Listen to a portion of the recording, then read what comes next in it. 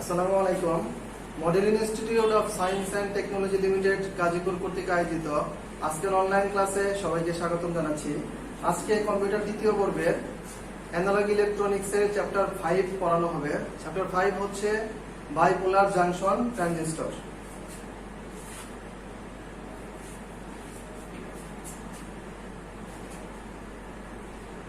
প্রথমে আমরা জানি বাইপোলার জাংশন ট্রানজিস্টর মানে কি। বাইপোলার জাংশন ট্রানজিস্টর মানে হচ্ছে দুটি সেমিকন্ডাক্টর ডায়োডকে যদি আমরা পাশাপাশি যুক্ত করি তাকে বলা হয় বাইপোলার জাংশন ট্রানজিস্টর। ডায়োড কি সেটা অবশ্যই আগে আমরা পড়ে আসছি, তারপর আমরা দেখার চেষ্টা করব। এখন আমরা আসি ট্রানজিস্টর কথাটি কোন জায়গা থেকে আসছে। ট্রানজিস্টর কথাটি আসছে হচ্ছে দুইটি ইংরেজি শব্দ ট্রান্সফার এবং রেজিস্টর থেকে।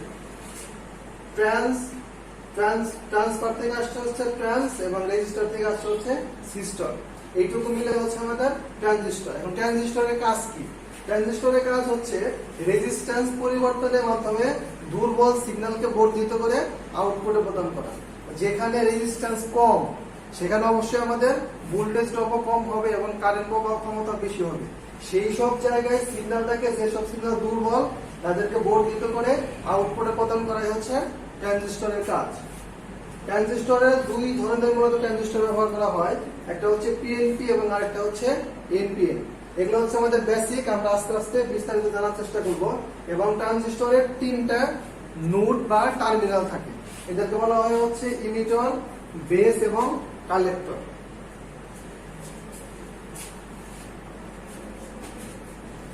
এখন আমরা প্রথমে জানি, আমরা আগে অবশ্যই ডায়োড পড়ে আসছি। ডায়োড হচ্ছে যেমন এইটা একটা ডায়োড, এটা এই পাশটা হচ্ছে বাম পাশটা হচ্ছে পজিটিভ প্রান্ত এবং ডান পাশটা হচ্ছে নেগেটিভ প্রান্ত। এরকম দুইটা ডায়োড যদি আমি পাশাপাশি অবস্থান করি তাকে বলা হয় হচ্ছে একটা ট্রানজিস্টর। যেমন আমি যদি এইরকম করি,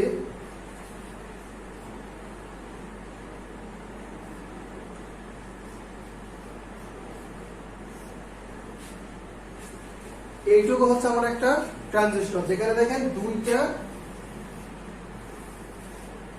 ডায়োড আছে। এরকম ভাবে যদি আমি মুখোমুখি অবস্থান করাই তাকে বলা হয় ট্রানজিস্টর। এখানে আমরা একটু আগে দেখলাম ট্রানজিস্টরের টার্মিনাল হচ্ছে তিনটা। প্রথমে আমরা একটা ট্রানজিস্টর আঁকি।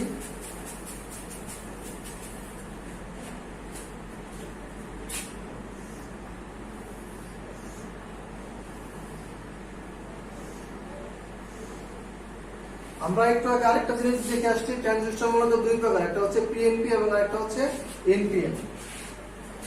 প্রথমে আমরা আসি টার্মিনাল।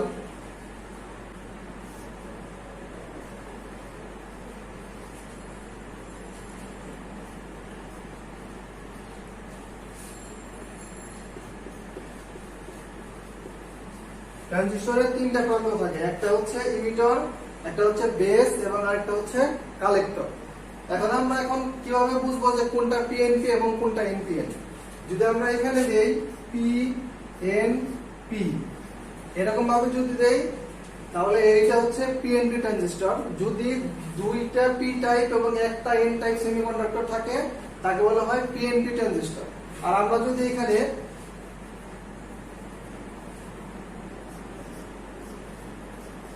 এরকম ভাবে করি, দুইটা এন টাইপ সেমিকন্ডাক্টরের সাথে যদি আমরা মাঝখানে একটা পি টাইপ সেমিকন্ডাক্টর যুক্ত করি তাকে বলা হয় এনপিএন ট্রানজিস্টর। এখন আমরা সেই ইমিটর, বেস এবং কালেক্টরের কাজ কি?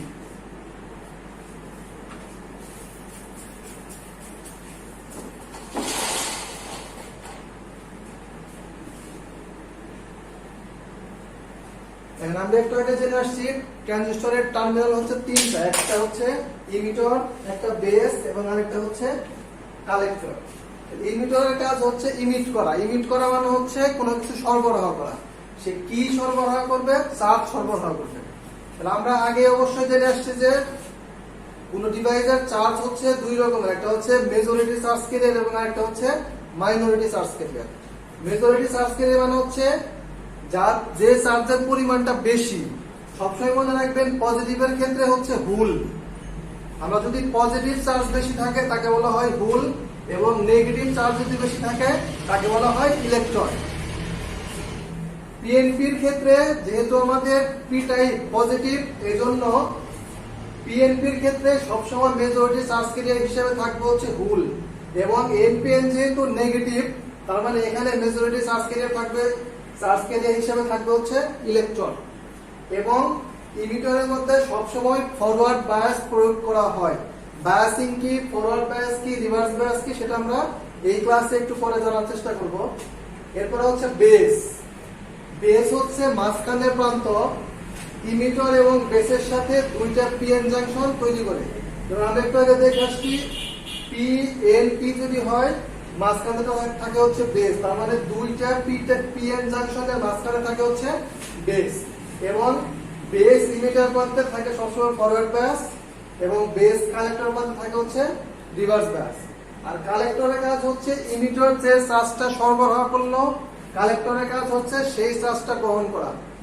ইমিটারের মধ্যে ডুপিং এর পরিমাণ সব থেকে বেশি থাকে। ডুপিং মানে হচ্ছে কোন ডিভাইসকে কার্যোপযোগী করার জন্য, তার কারেন্ট প্রবাহ ক্ষমতা বৃদ্ধি করার জন্য যে ভেজাল মেশানো হয় তাকে বলা হয় ডুপিং। ইমিটারের মধ্যে ডুপিং এর পরিমাণ সব থেকে বেশি থাকে, কালেক্টরের মধ্যে কম থাকে। যেহেতু ইমিটারের মধ্যে বেশি থাকে, তার মানে হচ্ছে আমি এখানে পজিটিভ বা নেগেটিভ যে সাপ্লাই দেই না কেন, এখানে সেই চার্জের আধিক্য সব থেকে বেশি থাকবে। আর ইমিটারের মধ্যে ডুপিং এর পরিমাণ বেশি এবং ইমিটারের সাইজ হচ্ছে কালেক্টরের সাইজ সব থেকে বড়, ইমিটারের সাইজ তার থেকে ছোট, এবং বেসের সাইজ হচ্ছে সব থেকে পাতলা। এখন আমরা আসি যে আমাদের টাইপ, যে ট্রানজিস্টরের বিভিন্ন টাইপ। ট্রানজিস্টরের বিভিন্ন টাইপের মধ্যে দুই ধরনের ট্রানজিস্টর বাজারে পাওয়া যায়। একটা হচ্ছে বাইপোলার জাংশন ট্রানজিস্টর এবং আরেকটা হচ্ছে ইউনিপোলার জাংশন ট্রানজিস্টর। এখানে ইউনিপোলারের মধ্যে মাঝখানে ওটা হবে না। বাইপোলার আবার দুই রকমের, একটা হচ্ছে পিএনপি জাংশন ট্রানজিস্টর এবং একটা হচ্ছে NPN junction transistor. Unipolar junction transistor তিন রকমের, একটা হচ্ছে জেফেট, মসফেট এবং জিএএসফেট। জেফেট মানে হচ্ছে junction field effect transistor, MOSFET মানে হচ্ছে metal oxide semiconductor field effect transistor, আর জিএএস মানে হচ্ছে গ্যালিয়াম, এএস মানে হচ্ছে arsenide type field effect transistor. এই তিনটা আমরা পরবর্তী অধ্যায়ে আমাদের বিস্তারিত বর্ণনা করা আছে। এখন আমরা জানি এই যে আমাদের পি টাইপ এবং N type semiconductor, PNP junction diode এবং এনপিএন জাংশন ডায়োডের চিত্র।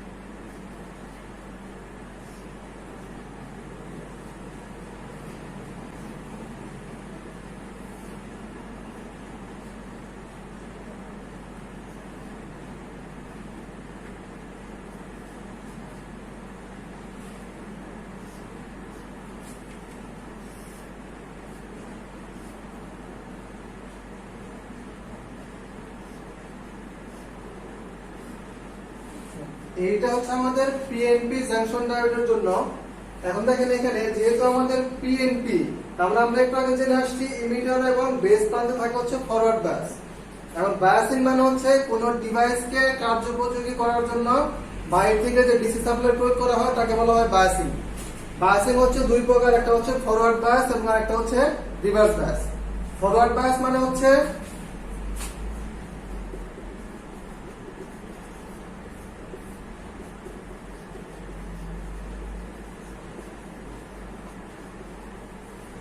ফরওয়ার্ড বায়াস মানে হচ্ছে আমরা যদি কোনো টার্মিনালের সাথে ব্যাটারির পজিটিভ প্রান্ত যুক্ত করি তাকে বলা হয়, কোনো ডিভাইসের পজিটিভ প্রান্তের সাথে আমরা যদি ব্যাটারির পজিটিভ প্রান্ত যুক্ত করি তাকে বলা হয় ফরওয়ার্ড বায়াসিং। আর রিভার্স বায়াসিং মানে হচ্ছে তার উল্টা, রিভার্স মানে হচ্ছে উল্টা বা বিপরীত। ফরওয়ার্ড বায়াসের উল্টা হচ্ছে রিভার্স বায়াস। আমরা যদি পজিটিভ প্রান্তের সাথে নেগেটিভ প্রান্ত অথবা নেগেটিভ প্রান্তের সাথে ব্যাটারির পজিটিভ প্রান্ত যুক্ত করি তাকে বলা হয় রিভার্স বায়াস। আর ফরওয়ার্ড বায়াস মানে হচ্ছে কোনো ডিভাইসের পজিটিভ প্রান্তের সাথে যদি আমি ব্যাটারির পজিটিভ প্রান্ত অথবা কোনো ডিভাইসের নেগেটিভ প্রান্তের সাথে যদি আমি ব্যাটারির নেগেটিভ প্রান্ত যুক্ত করি তাকে বলা হয় রিভার্স বায়াস। আর তাকে বলা হয় ফরওয়ার্ড বায়াস। আর রিভার্স বায়াস মানে হচ্ছে কোনো ডিভাইসের নেগেটিভ প্রান্তের সাথে যদি আমি ব্যাটারির পজিটিভ প্রান্ত অথবা কোনো ডিভাইসের পজিটিভ প্রান্তের সাথে যদি আমি ব্যাটারির নেগেটিভ প্রান্ত যুক্ত করি তাকে বলা হয় রিভার্স বায়াস। আমাদের ট্রানজিস্টর আঁকার সময় এবং বায়াসিং করার সময় সবসময় মনে রাখতে হবে ইমিটর বেস প্রান্তে সবসময় হয় এইটুকু হচ্ছে আমাদের ইমিটর বেস প্রান্ত, এইটুকুর মধ্যে সবসময় থাকে ফরওয়ার্ড বায়াস, এবং বেস কালেক্টর এইটুকু হচ্ছে আমাদের বেস কালেক্টর প্রান্ত, এইটুকুর মধ্যে সবসময় থাকে রিভার্স বায়াস। এখন ফরওয়ার্ড বায়াস এবং রিভার্স বায়াস কিভাবে হবে দেখেন, যেহেতু এটা আমাদের পি টাইপ সেমিকন্ডাক্টর তাহলে আমরা একটু আগে জেনে আসছি ফরওয়ার্ড বায়াসিং এর ক্ষেত্রে যেহেতু এটা আমাদের পি টাইপ সেমিকন্ডাক্টর মানে হচ্ছে পজিটিভ প্রান্ত, পজিটিভ প্রান্তের সাথে যদি আমি ব্যাটারির পজিটিভ প্রান্ত সংযুক্ত করি তাকে বলা হয় ফরওয়ার্ড বায়াসিং। এইটুকু হলো আমাদের ফরওয়ার্ড বায়াসিং ইমিটরের প্রান্তে। এখন আমরা বেস প্রান্তে আসি। বেস প্রান্তে যেহেতু আমরা একটু আগে বলছি ইমিটর এবং বেসের মধ্যে থাকে হচ্ছে ফরওয়ার্ড বায়াসিং। তাহলে আমাদের ইমিটর প্রান্তের মধ্যে পজিটিভ প্রান্তের সাথে পজিটিভ প্রান্ত গেল ব্যাটারির, তাহলে এটা ফরওয়ার্ড বায়াস। যেহেতু আমাদের বেসটা হচ্ছে এন টাইপ তার মানে অবশ্যই এটাকে ফরওয়ার্ড বায়াসিং করতে গেলে ব্যাটারির নেগেটিভ প্রান্ত সংযুক্ত করতে হবে। এখানে দেখেন ব্যাটারির নেগেটিভ প্রান্ত সংযুক্ত করা আছে। এইটা হচ্ছে আমাদের এই পার্টটা গেল হচ্ছে ইমিটর বেস প্রান্ত হচ্ছে আমাদের ফরওয়ার্ড বায়াসিং পার্ট। এখন আমরা আসি ডান পাশে প্রান্তে। এখানে আরেকটা পিএন জাংশন ডায়োড আছে।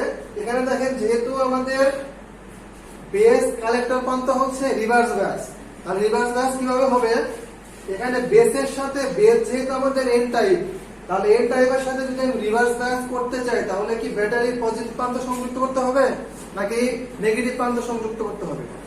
যেহেতু আমাদের এইটা হচ্ছে আমাদের বেস হচ্ছে এন টাইপ বা তার মানে হচ্ছে নেগেটিভ, তার মানে আমাদের অবশ্যই ব্যাটারির রিভার্স বায়াস করতে গেলে ব্যাটারির পজিটিভ প্রান্ত যুক্ত করতে হবে।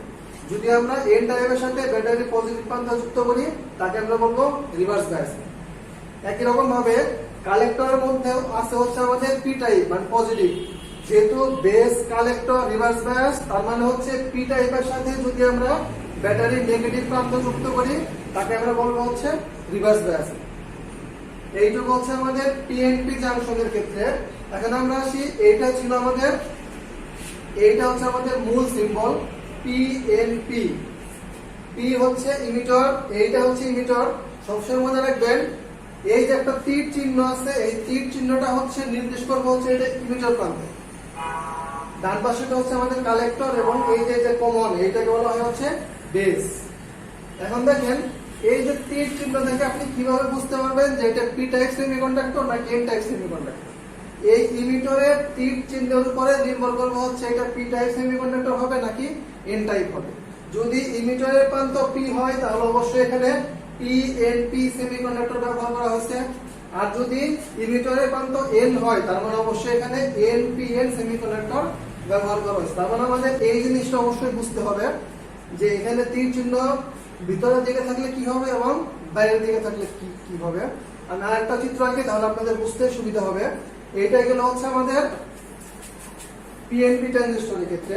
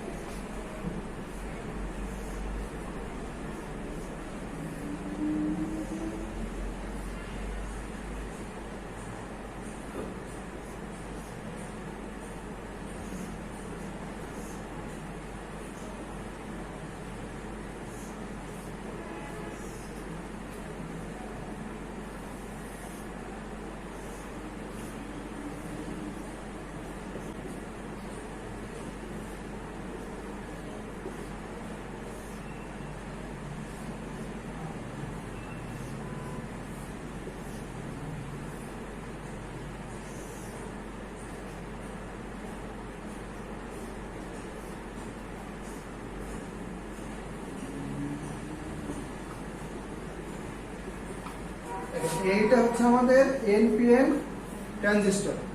এখানে আমরা কিভাবে বুঝতে পারবো যে আমাদের কোনটা পিএনপি এবং কোনটা এনপিএন ব্যবহার করেছে। যদি আমাদের এই সিম্বল থাকে তাহলে তো আমরা সহজেই বুঝতে পারবো যে এখানে পিএনপি অথবা এখানে এনপিএন ট্রানজিস্টর ব্যবহার করা হয়েছে। যদি এরকম সিম্বল থাকে তাহলে কিভাবে বুঝতে পারবেন? আগে আমরা জানি এইটার আমরা বিস্তারিত একটু জেনে আসি। দেখেন এখানে ছিল হচ্ছে পিএনপি, তাহলে আমরা একটু আগে দেখলাম এইটা হচ্ছে আমাদের ইমিটার প্রান্ত, এটা বেস এবং এইটা হচ্ছে আমাদের কালেক্টর।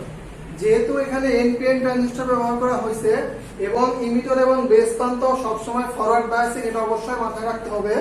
তার মানে যেহেতু এখানে এন টাইপ সেমিকন্ডাক্টর, তার মানে হচ্ছে এটা এখানে ফরওয়ার্ড বায়াসিং করতে গেলে আমাদের ব্যাটারির নেগেটিভ প্রান্তের সাথে এন টাইপের টার্মিনালটাকে সংযুক্ত করতে হবে। যদি আমরা এন টাইপের সাথে ব্যাটারির নেগেটিভ প্রান্ত সংযুক্ত করি তাহলে ইমিটার হয়ে যাবে ফরওয়ার্ড বায়াসিং। যেহেতু বেসের ক্ষেত্রে ফরওয়ার্ড বায়াসিং হবে, তাহলে বেস হচ্ছে আমাদের পি টাইপ, তার মানে অবশ্যই ব্যাটারির পজিটিভ প্রান্ত সংযুক্ত করলে আমাদের ফরওয়ার্ড বায়াসিং হবে। ডান পাশে বেস, যেহেতু আমাদের বেস কালেক্টর সবসময় রিভার্স বায়াস, তার মানে অবশ্যই বেসের সাথে যদি আমি বেস যেহেতু পি টাইপ, তার মানে এইটাকে যদি আমি রিভার্স বায়াসিং করতে চাই আমার অবশ্যই এখানে ব্যাটারির নেগেটিভ প্রান্ত সংযুক্ত করতে হবে এবং কালেক্টর যেহেতু এন টাইপ, রিভার্স বায়াসিং করতে গেলে ব্যাটারির পজিটিভ প্রান্ত সংযুক্ত করতে হবে। এখন আমাদের এখানে একটা জিনিস বোঝার আছে, আমি একটু আগে বললাম যে তীর চিহ্ন দেখে আমরা কিভাবে বুঝতে পারবো যে এটা পি টাইপ নাকি এন টাইপ। এখানে আমি লিখে রাখছি এইটা হচ্ছে আমাদের বাম পাশে যে চিত্র, এইটা হচ্ছে আমাদের পিএনপি ট্রানজিস্টর এবং ডান পাশেরটা হচ্ছে এনপিএন ট্রানজিস্টর। এটা সবসময় নির্ভর করে হচ্ছে এই যে একটা ইমিটারের মধ্যে যে তীর চিহ্ন ব্যবহার করা হয়েছে এইটার উপরে। যদি এই তীর চিহ্নটা ভিতরের দিকে থাকে তার মানে এইটা ইমিটার প্রান্ত হচ্ছে পি টাইপ, আর যদি এই তীর চিহ্নটা ইমিটারের ক্ষেত্রে তীর চিহ্ন বাইরের দিকে থাকে তার মানে হচ্ছে এটা এন টাইপ। একটা বাস্তব যদি উদাহরণ দেয় তাহলে বুঝতে পারবেন। মনে করেন স্বামী স্ত্রীর মধ্যে ঝগড়া হয়েছে, যদি ঝগড়া হয় তাহলে স্ত্রীরা সাধারণত কি করে? বাপের বাড়ি চলে যায়, তাই না? যদি বাপের বাড়ি চলে যায় তার মানে আমরা ধরে নেই হচ্ছে এন হচ্ছে নারী আর পি হচ্ছে পুরুষ।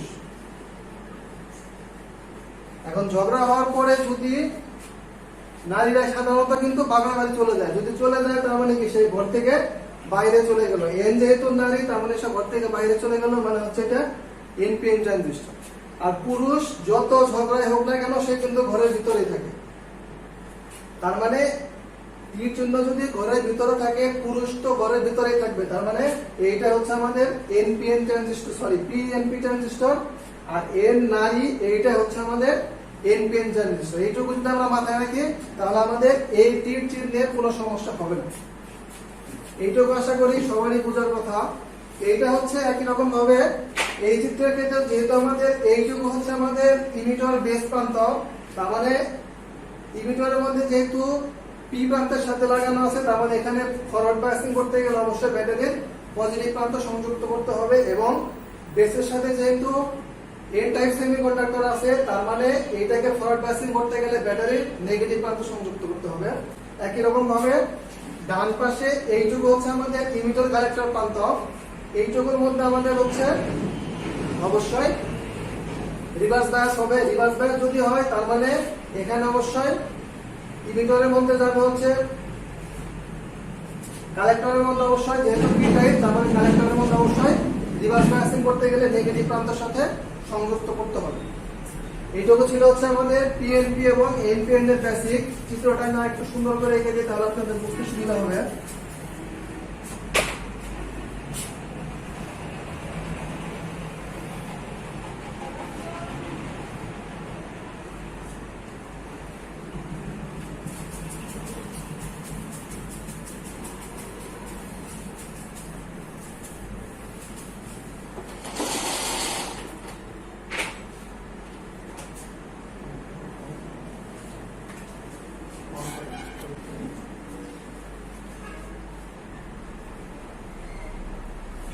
এরপরে হচ্ছে আমাদের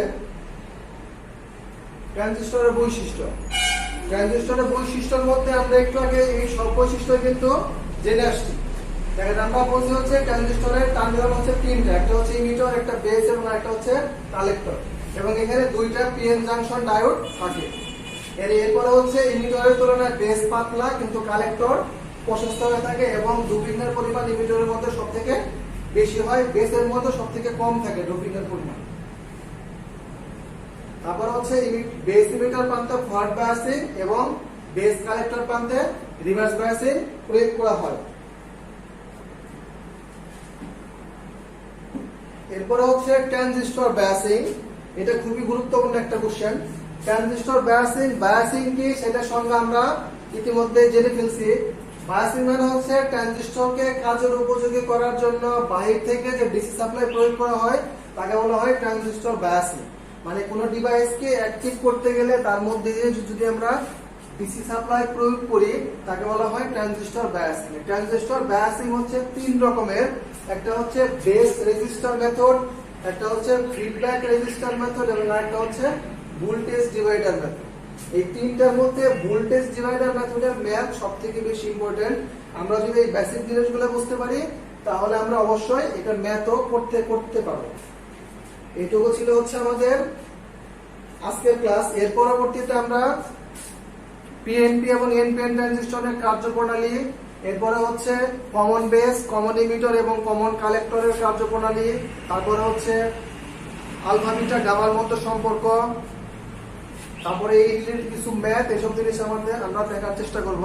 আর আজকে আমরা কি কি শিখলাম, ট্রানজিস্টর কাকে বলে, ট্রানজিস্টরের ব্যবহার, ট্রানজিস্টরের বৈশিষ্ট্য, ট্রানজিস্টরের প্রকারভেদ, এরপরে হচ্ছে পিএনপি এবং এনপিএন ট্রানজিস্টরের বেসিক, কিভাবে ফরওয়ার্ড বায়াসিং এবং কিভাবে রিভার্স বায়াসিং করতে হয়। এর পরবর্তী ক্লাসে আমরা স্টেপ বাই স্টেপ জানার চেষ্টা করব। সবাই ভালো থাকবেন, নিরাপদে থাকবেন। ধন্যবাদ সবাইকে।